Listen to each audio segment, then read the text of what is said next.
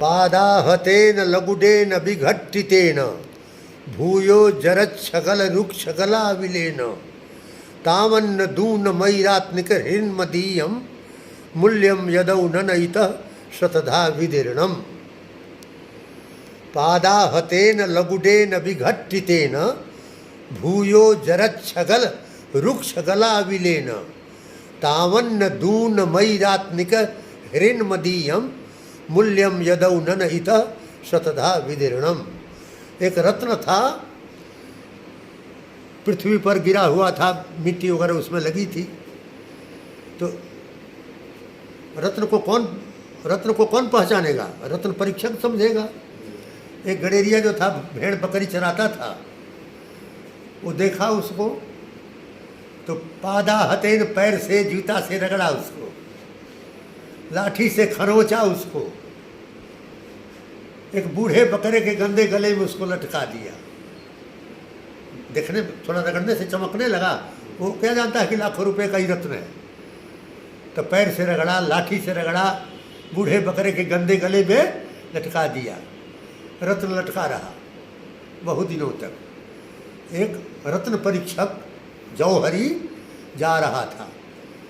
तो जौहरी तो हीरा रत्न रखता ही है, सोना को पहचानता है। वो देखते ही पहचान गया कि बूढ़े बकरे के गंदे गले में ये लाखों रुपए की चीज़ लटक रही है। भेड़ चराने वाले को, गडेरिया को बुलाया, बताया नहीं कि ये रत्न है, कहा कि ये जो गर्दन में लटक रहा है इसको बेचोगे? तो कहा कि बेचना क्या है, जमीन में पड़ा हुआ था, हम जो है शोभा के लिए इसे गर्दन में लटका दिए। तो कहा कि इसके बदले में हम 5 रुपया इसको देंगे, तुमको खोल के दो। तो 5 रुपया वो खोल करके इसके हाथ में दिया और 5 रुपया देने लगा तो हीरा का सैकड़ों टुकड़ा हो गया। तो रत्न परीक्षक पूछता है कि तुम टुकड़े टुकड़े क्यों हो गए? तो वो रत्न कहा, किसे? रत्न परीक्षक से, जौहरी से, कि पैर से ही रगड़ा, हमको नहीं जानता था, हम सह लिए। लाठी से खरोंचा, रगड़ा, हम सह लिए। बूढ़े बकरे के गंदे गले में लटका दिया तो भी हम सह लिए कि हमको जानता नहीं, हमारे साथ ऐसा ऐसा व्यवहार कर रहा है। लेकिन ऐ रत्न परीक्षक, तुम हमको जानते हो कि हम लाखों रुपए के हैं, हमारा दाम 5 रुपया लगा रहा है। ये विचार करके हमारा हृदय सैकड़ों टुकड़े में बट गया, से टुकड़े टुकड़े हो गया।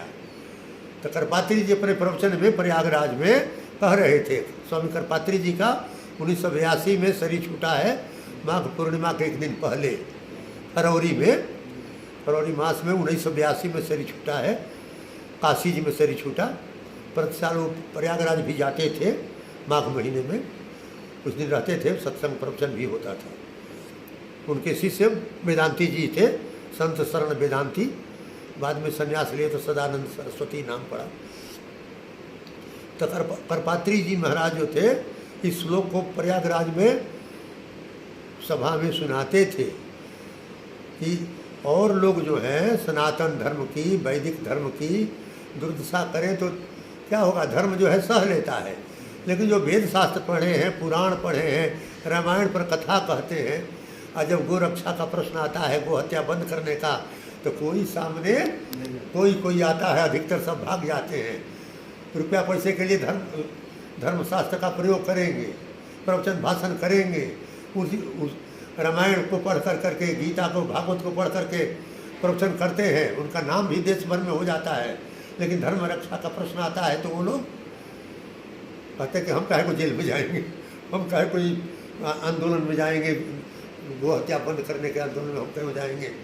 तो धर्म जो है कलयुग में क्या करता है? रोता है कि जो जिनके कंधे पर हमारी रक्षा होगी, जो हमको उठाएंगे, वही हमको सहारा नहीं दे रहे हैं। इसलिए कलयुग में धर्म रो रहा है।